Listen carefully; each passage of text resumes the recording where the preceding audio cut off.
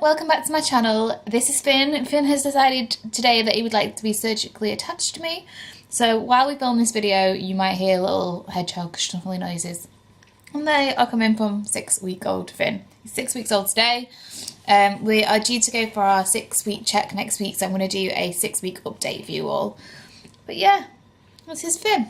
So today I'm going to film my video about things that nobody tells you about pregnancy. So you expect all of the major things like weight gain and swelling and all of those sort of things, but there are a couple of things that happened to me that I didn't really expect or no one had talked about in detail.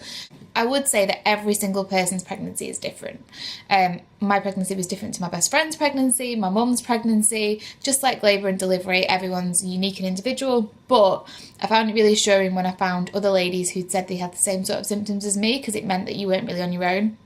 You will Google an enormous amount while you're pregnant, and also when you first have a baby you find yourself at 4 o'clock in the morning Googling things that you never thought you'd Google before. So the first thing that no one told me about being pregnant was that you will have several sleep issues before the baby's even born. So everyone knows that when you have a newborn baby, the sleep is a problem, and it is a problem. If I look tired, that's because I am. But what they don't tell you is that you can get pregnancy insomnia while you're pregnant, which means that you're losing out on sleep right from the get-go. I had a couple of bouts of it in the 2nd and 3rd trimester, like a couple of days where I just couldn't sleep and I would just stay awake, not particularly because I was worried about anything, just because I just couldn't sleep. And it's the most frustrating thing in the world because you do tend to be more tired when you're pregnant, especially when you're heavily pregnant. So that is definitely an issue. Invest heavily in pillows. Paul bought the pregnancy pillow for Mamas and Papas for me, which I'll link down below, and for about 3 days I referred to him as the man that bought the pillow because I loved it so much. You need pillows under your bum, you need pillows under your legs. After about 20 weeks you can't sleep on your front anymore, which I found really difficult because that is naturally how I sleep. Sorry. According to Tommy's, it's better to sleep on your left hand side in your 2nd and 3rd trimester because that gives the baby the most blood flow and is the safest way for you to sleep for your baby. So yeah, definitely have a look at different ways to sleep and the ways you can and can't sleep in the 2nd and 3rd trimester, because I didn't realise that was really a thing, and that can contribute to sleepless nights. The second thing that nobody told me about being pregnant was that I would spend the 1st trimester worried that I would lose the baby. It's a bit morbid, this one, but it is a real thing, and I didn't realise that it was going to happen. I had a couple of major bleeds in my 1st trimester, and I didn't know that that was normal, and it didn't mean that I was necessarily having a miscarriage or losing the baby, although obviously I went to have the check straight away. It was absolutely terrifying, and subsequently I spent the first 12 weeks and I suppose up until about 20 weeks really worried about the baby's health and wanting to make sure it's okay, and that didn't really subside until I could feel him move. And then even after that I was kind of like hypersensitive to making sure that I could feel him move every day, and if he had a quiet spell I'd be quite worried.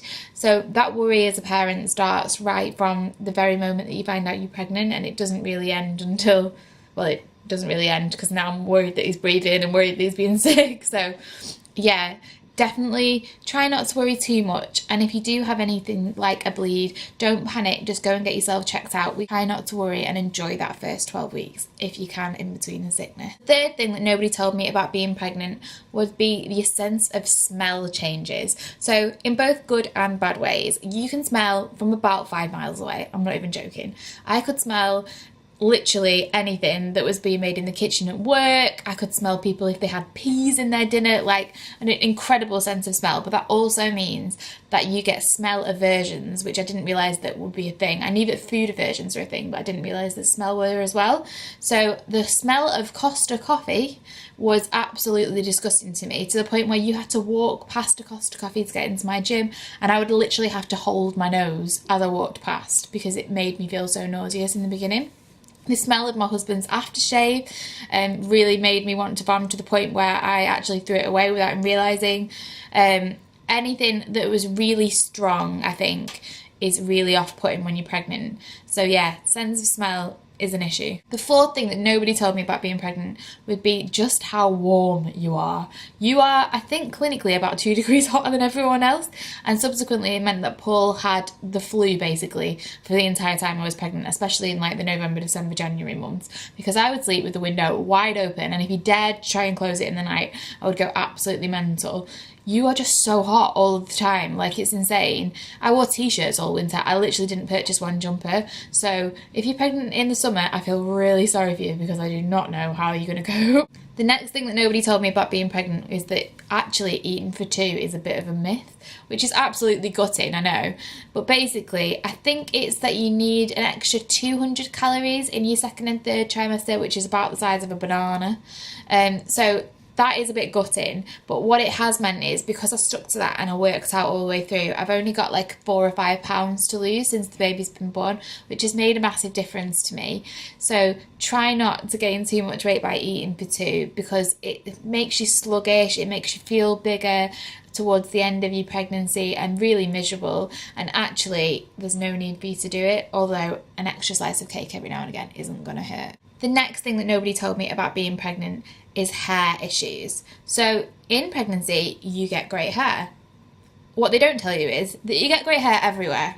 So you get great hair on your feet and your hands and your belly button and several other places that we don't need to discuss. So yes, your hair grows and you don't lose any hair, I believe, which is why you get really thick, luscious hair during pregnancy, which you later lose after the baby's born. But you also get random bits of hair everywhere else. The silver lining of this is that some people's leg hair actually stops growing, which happened for me, and meant that I only have to shave my legs about once a week, which some people say is a sign that you're having a boy, which I did, but I don't necessarily think that's true. The next thing that nobody told me about being pregnant was nesting. So I knew nesting was a thing, but not to the extent that actually happened to me. So I woke up at 4 o'clock in the morning at 38 weeks pregnant, -3 outside, and I told Paul that I needed to mow the lawn. Like, you need to get your house sorted. I cleaned windows up ladders at 39 weeks pregnant and was caught by the neighbours and shouted at. I cleaned the house from top to bottom. I did skirting boards, I did under the sofa. I did places in my house that I never knew existed. You need to get that house sorted, and it's just an internal instinct, but it's usually a good sign and means that the baby's coming really soon. And it also means that you get a really nice house. The next thing that nobody told me about being pregnant was that you can get really bad bleeding gums. So I'm talking like every time I brush my teeth for the whole 9 months, my gums bled a lot. And the second that the baby was born, it stopped. So I would recommend that you go to the dentist, although I'm not going to say that I did, because I didn't. But it's basically just a symptom in pregnancy. I'm not really sure why it happens, but it does. The next thing that nobody told me about being pregnant, which was a really big one for me, was restless leg syndrome, which I look like I've got now because I'm trying to chicken my thumbs upside down. But basically, all it means is that at night you get this creeping sensation in your legs from your toes to the very tops of your legs, and you cannot stop moving your legs. Your legs feel itchy, restless, like you literally can't stop moving them. And the only thing that would make me feel better is if Paul really violently massaged the bottom of my feet. This happened for me in like my late first and second trimester, and then eased off in the third. So don't be surprised as your trimesters go on that symptoms come and go. It doesn't necessarily mean that you're going to have it for your whole pregnancy. But basically I would get Paul to massage my feet really violently, and if he dared stop for 1 minute I would go absolutely mental. There's very little help that you can get out there for restless legs. You kind of have to ride it out. I found also that going for a walk or trying to distract myself in some way also helped, but if you get restless legs, I feel really sorry for you because it's not nice. The next thing that nobody told me about being pregnant, people kind of told you about. So yeah, you need to wee all the time, but nobody told me the extent that you need to wee all the time. When I went to bed at night, I could go for a wee, get into bed, and by the time I'd got into bed, I needed a wee again. I would approximate that I went to the toilet about 8 to 10 times every single night, and that obviously affects your sleep quality as well. You cannot believe how much wee you produce. I would stop drinking at about 6 o'clock at night and go to bed at maybe 10, and I would still wee all night. Like, it's an incredible thing. I think it's to do with hormones. I have no idea, but you basically will need to wee constantly. And the final thing that nobody told me about being pregnant was just how lovely it is when you feel your baby for the first time. I remember seeing videos of babies moving in mum's tummy and thinking, that looks like an alien and it's going to freak me out. But actually, when you first feel your baby, although you do feel like it's wind, so be wary of that, it might be wind, there's a lot of that as well. But when you first properly feel your baby for the first time, it is the nicest feeling in the world. And you will go around asking people to feel it. Can you feel it? Your husband and you will go around making other people feel your tummy, at which point the baby will promptly stop moving. You will not watch telly at night. You and your husband will just watch your tummy move. It's the nicest thing. When you first feel it, it feels like butterflies, and it's like you're never alone from that moment on. Your baby is always with you, and it's such a nice feeling. So that's it, guys. They are the things that nobody told me about being pregnant. But I would say that even though some of these things are negative, the greatest thing in the world is that you get a tiny little baby at the end of it. So it is totally worth it. It's a really long 9 months, and I have massive respect for any woman that goes through that process. But it is all worth it in the end.